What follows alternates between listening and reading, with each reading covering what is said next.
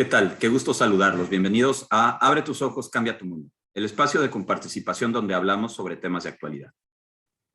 Marzo, entre otros temas, habla de la mujer, pero quizás a veces perdemos de vista que también marzo es el mes de la familia.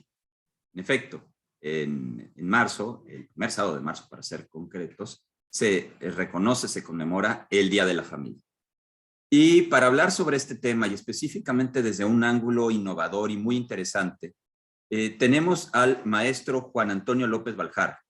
El maestro es maestro en Gobierno y Políticas Públicas por la Universidad Panamericana, con especialidad en Gobierno de Instituciones por la Universidad Complutense de Madrid. También es licenciado en Comunicación por la Universidad de Anáhuac.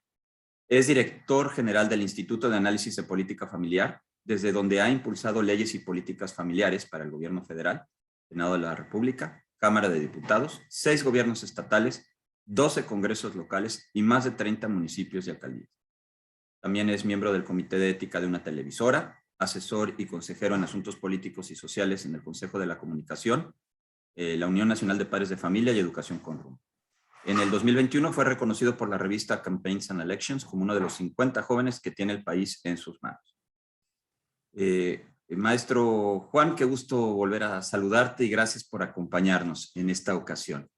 Bueno, en torno al Día de la Familia, entonces, ¿qué nos puedes decir específicamente, o tomando como pie de un concepto muy innovador y muy interesante que son las ciudades familiarmente responsables? No sé qué nos puedas platicar al respecto. Gracias, Marcial, y un gusto saludarte también nuevamente y gracias por esta invitación. Y efectivamente, el mes de marzo también es mes de la familia y es importante seguir empujando una de las realidades y las instituciones más importantes que hay en nuestro país. Y me gustaría iniciar con una realidad, no me gustaría hacer ave de mal agüero, pero sí una realidad que creo que todos palpamos, pero me gustaría darles una noticia. Seguramente algunas personas de las que nos están escuchando vieron que el año pasado la revista Forbes publicó un estudio de los indicadores que tienen los países de la OCDE, que es este órgano de cooperación y desarrollo internacional del cual forma parte México, para indicadores para poder formar y mantener una familia, desde vivienda, salario digno, permisos de licencia de maternidad y paternidad, espacios de servicios familiares, en fin, todos estos indicadores de política pública que pueden ayudar a una familia a poder mantenerse sólida en una sociedad, se plantearon en este estudio de la revista Forbes. Y se estudiaron a todos los países de la OCDE, la cual forma parte México. Y tristemente, México ocupó el deshonroso último lugar de la lista de países de la OCDE como país para formar y mantener una familia. Y esto es terrible, la verdad, y es una realidad que palpamos. Las largas jornadas laborales, sobre todo en Ciudad de México o en zonas metropolitanas, las familias con menos ingresos llegan a invertir la tercera parte de sus ingresos solamente en trasladarse a su lugar de trabajo. Y si a eso le agregamos que estas mismas familias en zonas urbanas tienen que trasladarse de 1 a 3 horas, pues nos encontramos tristemente que las familias que tienen menos ingresos y más necesidad son las que tienen menos posibilidades de mantener sólida una familia. Porque algo que creo que todos estamos de acuerdo es que la familia es donde la vida inicia y el amor nunca termina. Pero también es cierto que existen muchas condiciones que llegan a afectar esa dinámica. La situación económica, la situación del pago de servicios o falta de servicios, las largas jornadas laborales nuevamente, en fin, todo este ecosistema que rodea a una familia va a afectar para bien o para mal a nuestras familias y el núcleo familiar. Que hay que reconocer además que la familia es la base de la sociedad y que si una familia está bien, la sociedad va a estar bien. Pero si una familia está mal, va a arrojar elementos negativos que van a afectar a la sociedad. Y eso es algo con lo que me gustaría iniciar diciendo que es muy importante atender, sobre todo en nuestro país, dado el contexto que vivimos, atender a las familias y dado que la familia es la base de la sociedad. Y de ahí es donde empieza a ver, pues no ahora, sino yo creo que muchos años, muchas organizaciones, fundaciones, instituciones que apoyan y velan por el bienestar familiar. Y algo bueno de lo malo que nos trajo la pandemia es que la Organización de las Naciones Unidas, dentro de sus planteamientos, viendo la crisis global que estaba sucediendo o está sucediendo por la pandemia, entre el tema económico, el tema de salud, el tema educativo, el voltear a ver a la familia es como lo que es el pilar y la base de la sociedad, y que sin las familias, sin los docentes y sin los hospitales, la sociedad a nivel global no hubiera resistido esta pandemia.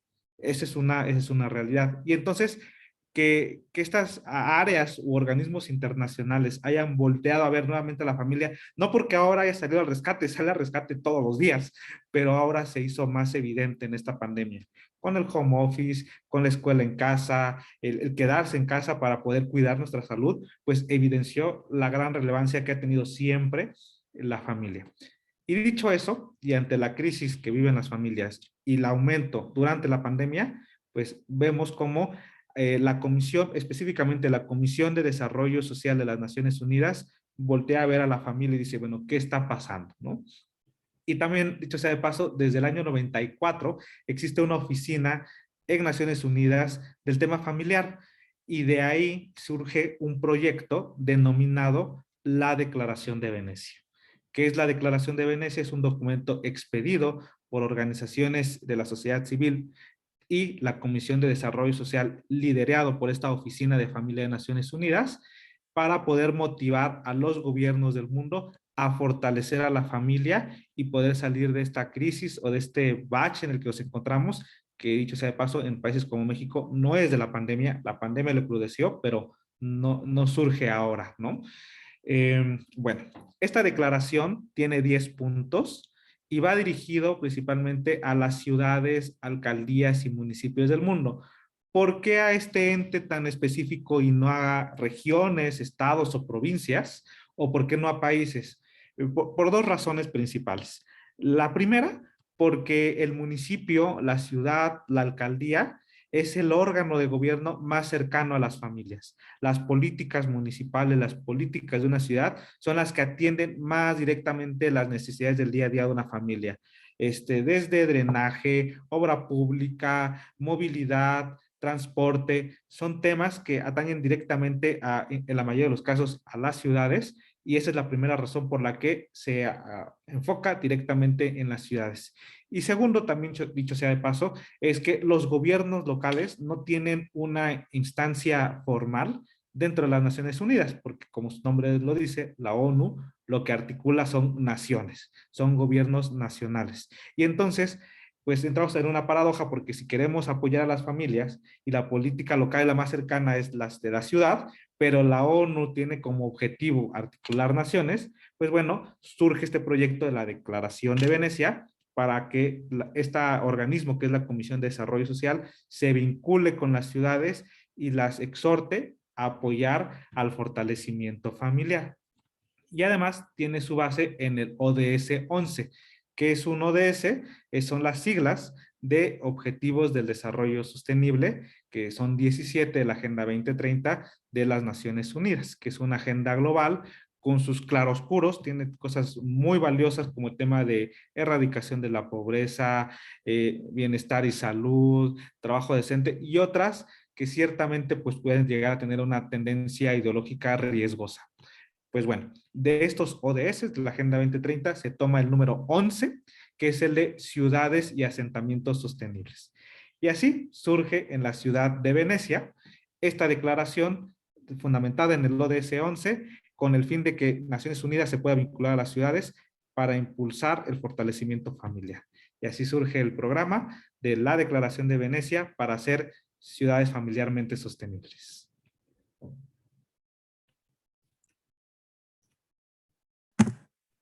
Qué interesante, Juan. También nos acompaña Olga Zamora, coordinadora editorial de Comparticipación. Olga, tú también querías preguntar algo, ¿no? Sí, muchas gracias. Me llamaba la atención cómo iniciabas, Juan Antonio, sobre el tema de la familia es la base de la sociedad. Y definitivamente esto es lo que sabemos y que a lo largo de los años ha ayudado a que como familias podamos continuar desarrollándonos y fortaleciendo nuestro entorno. Pero ha habido como muchos sucesos a lo largo de los años que han debilitado ese concepto de que es la base y que precisamente es lo que va a ayudar a que nuestro mundo siga transformándose pues para el bienestar de todos. ¿Cómo puede o qué más podemos hacer?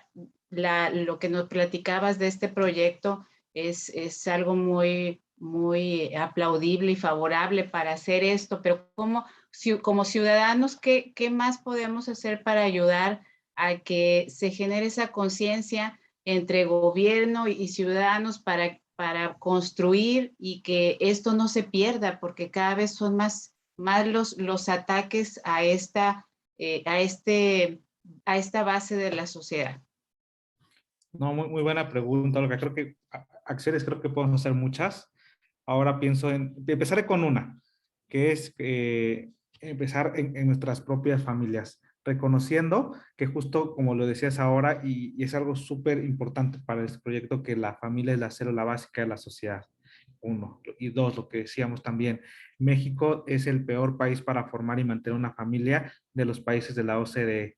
Tres, la Declaración de Venecia surge como un instrumento de la Comisión de Desarrollo Social de las Naciones Unidas para impulsar que las ciudades generen políticas familiares para poder salir de las crisis ocasionadas por la pandemia. Bueno, derivado de ello, la pregunta es, bueno, ¿por qué desde la familia y no desde otras instancias? Que también seguramente habrá otras muy loables acciones, pero también reconocer algo que podría ser obvio, pero en muchas discusiones internacionales no lo es tanto, que el mejor camino para lograr el desarrollo sostenible, que es un concepto pues, que ha sido emergente en los últimos años, pues es la familia. Y digo que es un concepto emergente el tema del desarrollo sostenible porque se habla demasiado del tema en muchos espacios, pero generalmente cuando escuchamos ese concepto, nuestra mente va más al ámbito del medio ambiente. Bueno, el desarrollo sostenible es el cuidado de plantaciones, de aire limpio, de agua potable, y ciertamente sí, parte de la agenda o el fondo del desarrollo sostenible es el cuidado del medio ambiente, partiendo de la siguiente tesis. Dado que los seres humanos por décadas hemos sobreexplotado los recursos que nos brinda el medio ambiente sin cuidarlos ni regenerarlos, esta lógica social de mercado, como queramos verla, ya no es sostenible, porque entonces terminaremos por agotarnos los recursos y no los regeneraremos y pondremos en jaque pues hasta nuestra generación, no las que vengan. Por lo tanto, se requieren políticas amigables que generen un ecosistema amigable con el medio ambiente para regenerar estos recursos esenciales para nuestra generación y las que vienen. Así es la narrativa fuerte del tema del desarrollo sostenible. Sin embargo, también hay que decir que la sostenibilidad, además de tener un ámbito, una esfera ambiental, también tiene una esfera social y económica, porque también requerimos recursos sociales, culturales y económicos que se regeneren en el tiempo para las próximas generaciones, y entonces sí hablar de una sostenibilidad integral. Y resulta ser que la institución que genera más y mejores recursos culturales, sociales y económicos es la misma familia. E irónicamente, por décadas hemos sobreexplotado los recursos que nos dan las familias sin regenerarlas, esperando que esté ahí, como en la pandemia. Llegó la pandemia, pues hazte cargo, ¿no? Pero no nos hemos dado cuenta como sociedad, como generaciones, que la hemos sobreexplotado con políticas laborales poco amigables con la familia, económicas lejanas a la realidad de las necesidades familiares, temas de seguridad, en fin, tantos temas que vienen afectando y mermando las funciones sociales de la familia. Y entonces cuando vemos índices de delincuencia, índices de pobreza, de inseguridad, decimos, bueno, ¿y ahora qué pasó? Bueno, lo que pasó es que sobreexplotamos los recursos de la institución que más aporta bienestar social y económico a la sociedad y no lo hemos regenerado.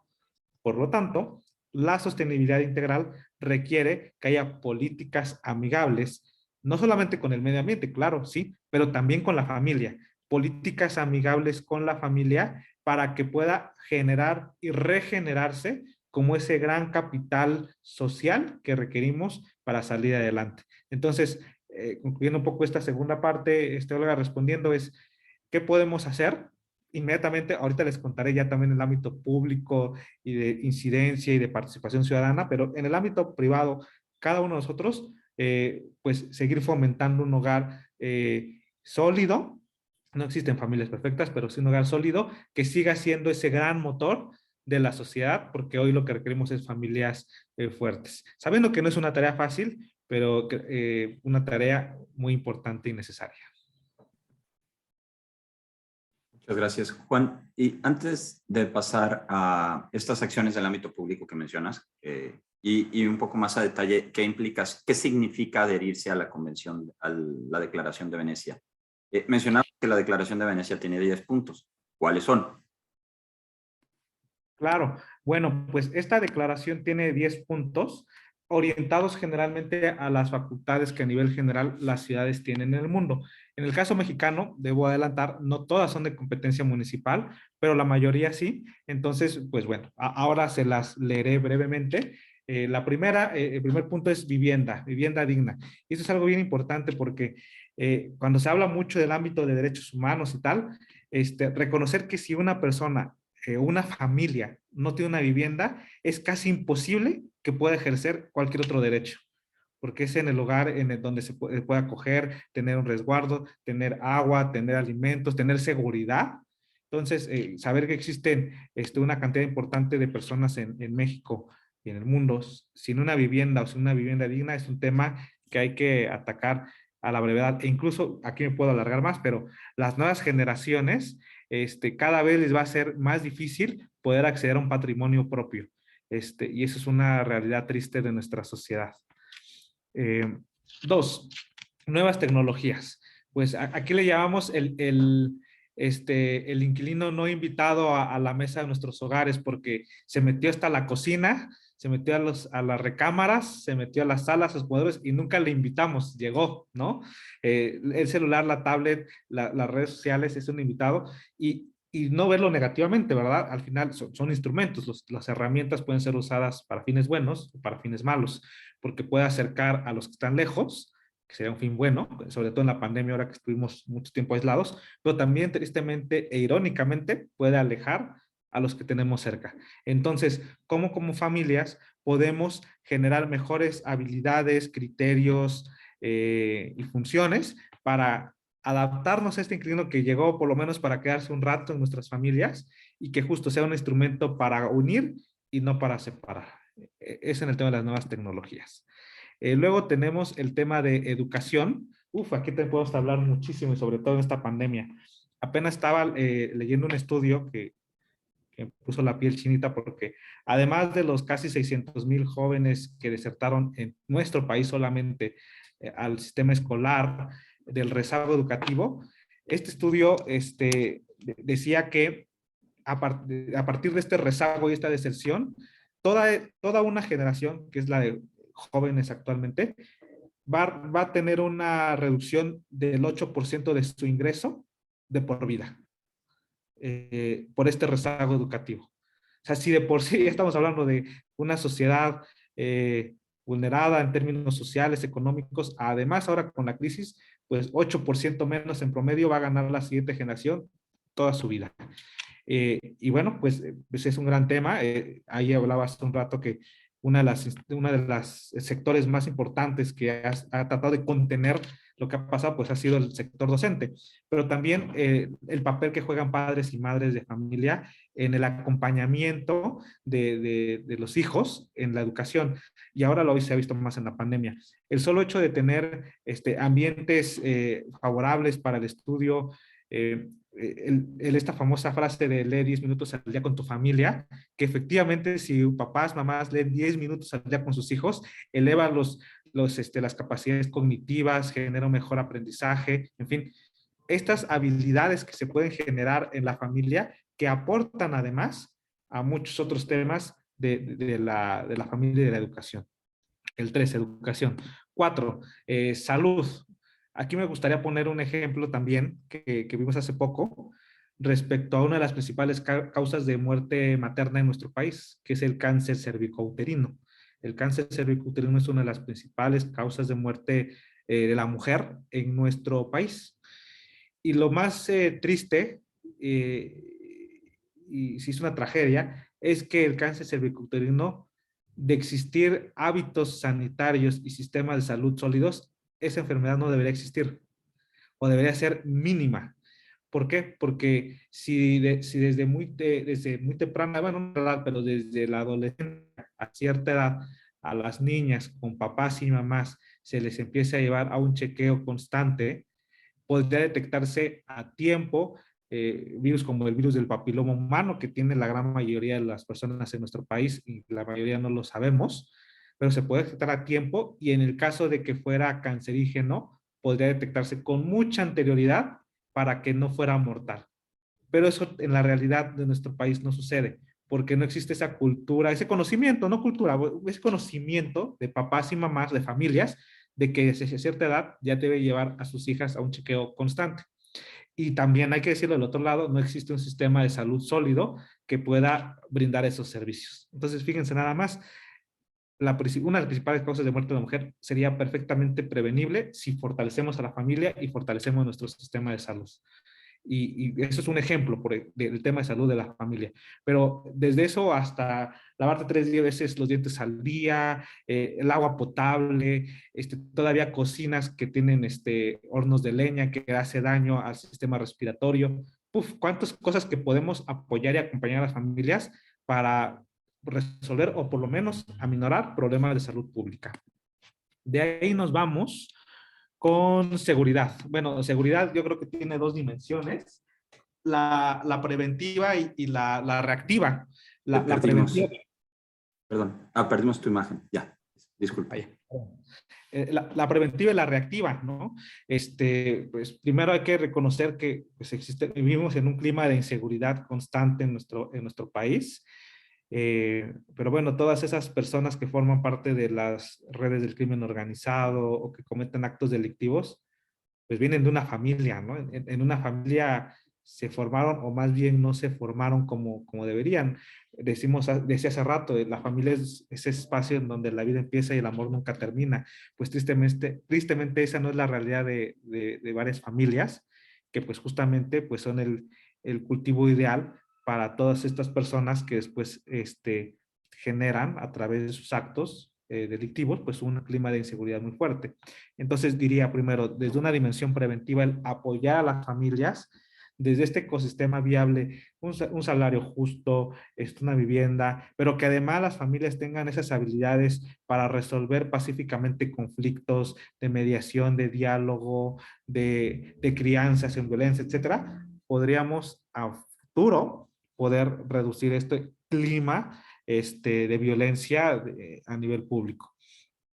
Y también digo reactivo, porque al final, cuando tristemente hay un acto delictivo o pues un asesinato, la pérdida de una vida, pues de entrada sí es un tema muy complicado porque atenta directamente a la dignidad humana, pues es la pérdida de una vida o el arrebatar una vida en un asalto, en un secuestro, pero afecta también a todo el sistema familiar. Entonces, lo que voy a decir va a ser tal vez un poco crudo, pero realista. Tristemente, las tragedias familiares no las vamos a poder evitar. Van a suceder en algún momento, no, tal vez las podamos aminorar, algunas las podemos prevenir, como es el cáncer cervicouterino, pero habrá otras que sucedan e impactarán a nuestras familias.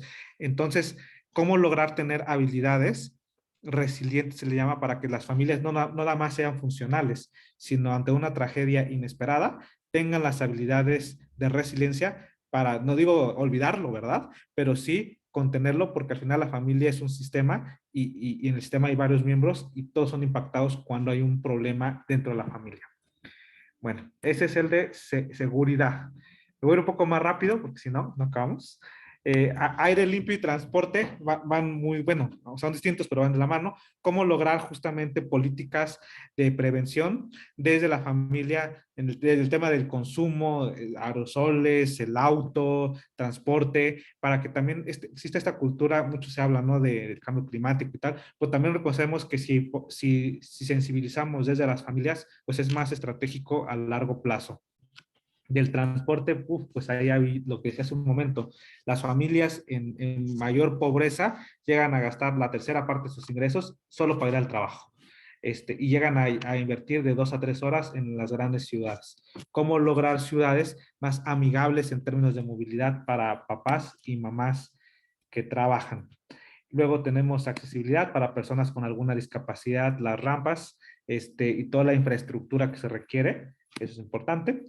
Turismo y familias vulnerables. De familias vulnerables, pues creo que ha sido un eje transversal de todo lo que he platicado, que se requiere familias fuertes, pues se requiere todavía mirar más a las familias que más lo necesitan.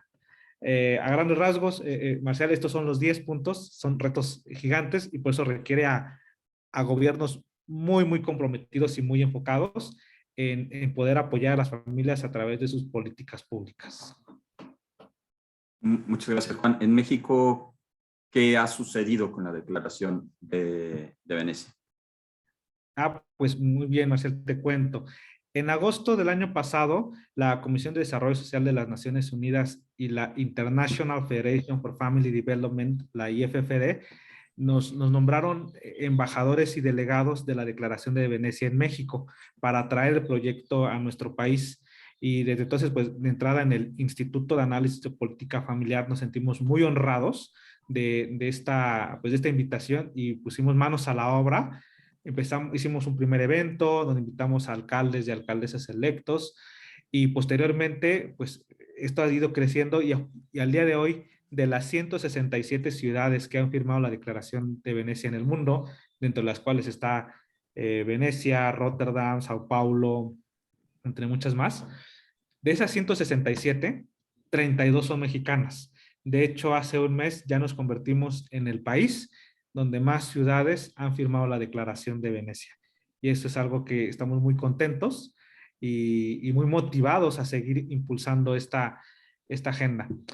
Pero ciertamente, y lo debo decir, la declaración es un primer paso, es un compromiso público, político, de titulares de municipios de nuestro país a generar políticas familiares para generar el desarrollo sostenible y así lograr impulsar ciudades familiarmente sostenibles. Ese es un primer punto muy importante y que vemos muy contentos cómo ha ido creciendo en nuestro país de forma importante. Pero no se puede quedar ahí en buenas intenciones, debe aterrizarse en acciones concretas. Lo que estamos trabajando con los municipios adheridos, poco a poco, algunos van más rápidos que otros, la realidad administrativa y presupuestal de los municipios es muy distinta y compleja, sobre todo ahora con las condiciones administrativas que existen a nivel federal, pero bueno, son 4 pasos los que estamos dando con los municipios. Número 1, una encuesta de dinámica familiar que le hemos titulado EDIFAM. En México, de todos estos indicadores que he planteado, que dice la declaración, sí se miden algunos, principalmente pobreza y violencia. Sí existen indicadores en México, pero hay varios de estos indicadores que en México o no se miden desde hace 20 años o nunca se han medido. Por lo tanto, lo que estamos haciendo es un estudio cualitativo y cuantitativo. Cuantitativo para, valga la redundancia, estudiar los estudios.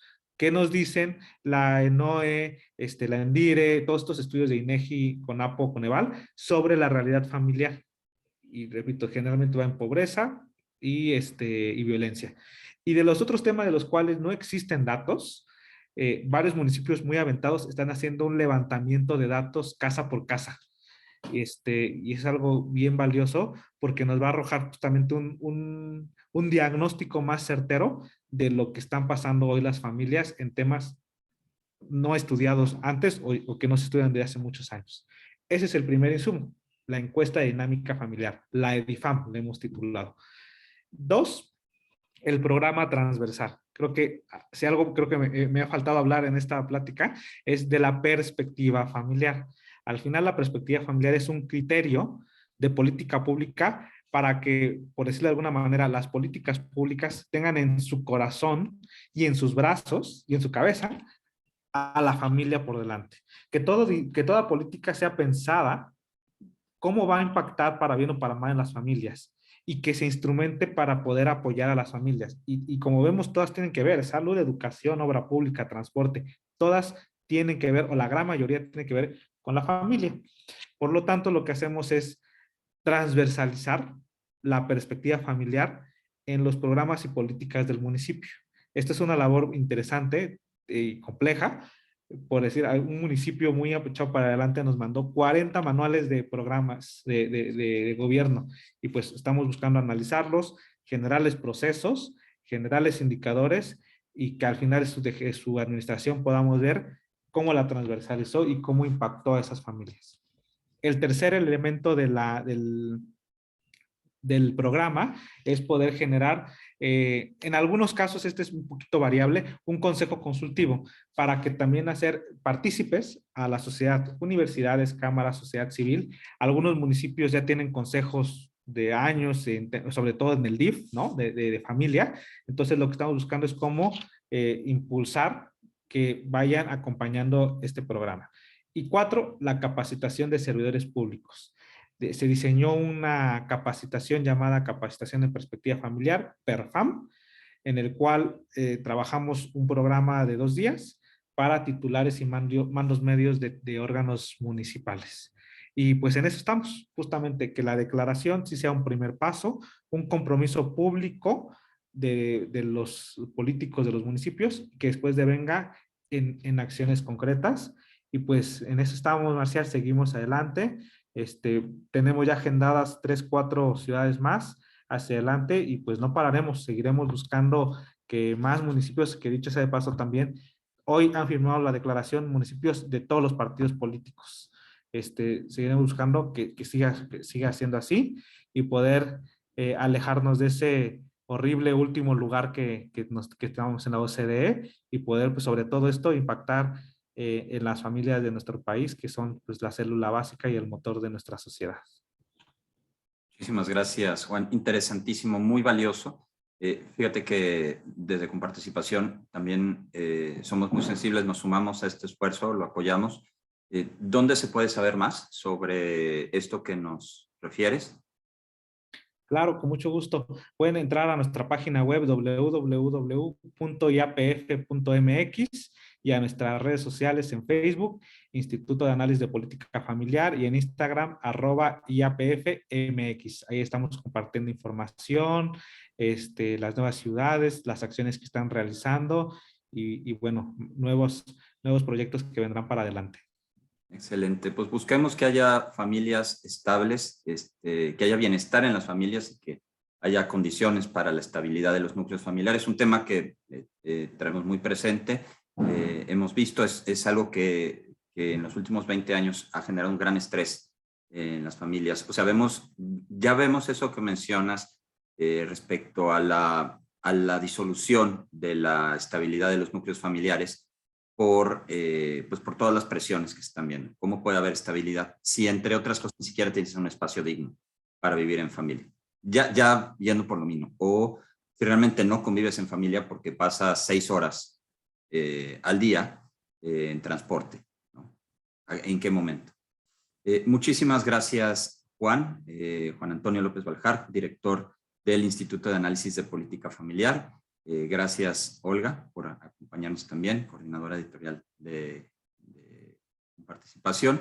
Esto fue Abre tus ojos, cambia tu mundo. Hablamos con Juan Antonio López, el maestro Juan Antonio López Baljar, sobre la Declaración de Venecia en el contexto del Día de la Familia. Muchas gracias. Gracias a ustedes. Gracias.